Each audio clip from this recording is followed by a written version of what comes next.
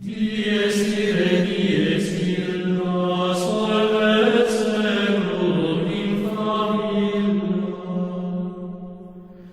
Teste David cum Sibylla. I have memories of my days as a student for the priesthood in Ireland. On the 2nd of November, All Souls' Day, we had to get up very early in the morning, and it was always dark and cold and windy and raining. At Mass we sang the Dies Irae in Latin. It set the tone for the day. After Mass we ate a quick breakfast and then started the long hard push on our bicycles with rain capes covering our clerical black suits against the chilling wind to get to the university in time for our lectures. The ancient hymn Dies Irae, the Day of Wrath, reflects on the coming dissolution of everything. It expresses our fear at the coming judgment, and it pleads for God's mercy. People who disapprove of other people love the idea of the Last Judgment. They can exercise their disapproval in full self-righteousness, contemplating with satisfaction the future eternal damnation of their enemies. Today, especially at funerals, we tend to speak of God as a loving God who hugs you and tells you how good you really are, and it's all right.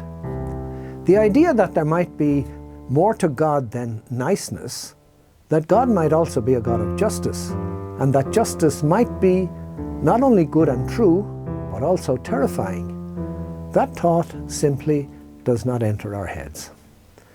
But Jesus, the center of our faith, stated explicitly that he had come to bring a sword into the world, not peace, and to divide fathers from sons and alienate brothers from sisters.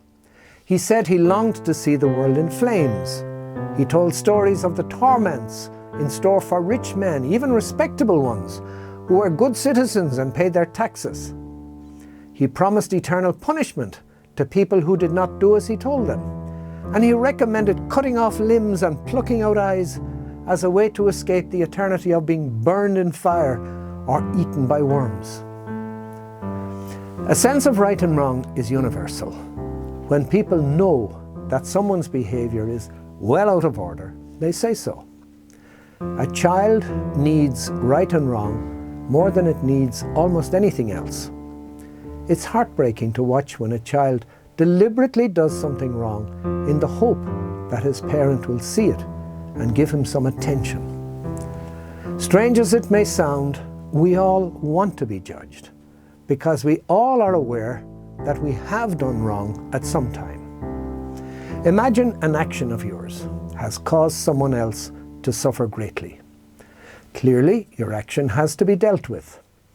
If nothing else, you need to come to terms with it yourself. So, was the action culpable or innocent? If your action was innocent, then there's no problem. Regret will be enough. If your action was culpable, you definitely did wrong, then there is still no problem. You have repented, you are sorry, and God in His mercy will forgive you. But if you don't know which of the two it is, you can do neither of these things. You can't regret and you can't repent. Your past festers. Your action causes you continuing pain. Indeed, it can affect the whole rest of your life. You need the just and all-knowing judge to tell you with absolute authority that you are innocent, or with absolute authority that you are not, and then, with infinite mercy, wipe you clean. God the Son has been a human being like us in all things, and remember, it is the Son who is going to be doing the judging. And I will say more about that in the next talk.